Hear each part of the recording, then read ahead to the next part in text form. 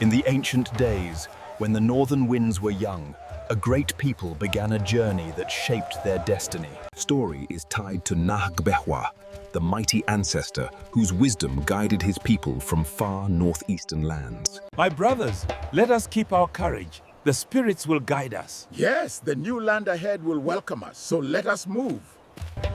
In Pusiga, Nahgbehwa built a kingdom of strength and unity. But after many peaceful years, trouble rose. The ancient kingdom fell into struggle, scattering the descendants of Nahgbehwa. Hey, my brother, danger is close.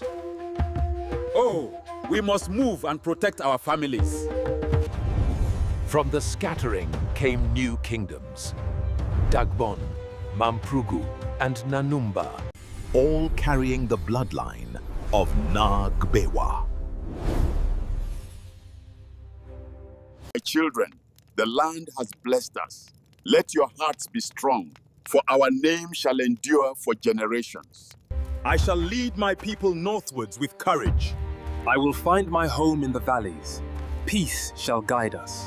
The roots of the Mole-Dagbani are deep, anchored by the wisdom of those who came before us.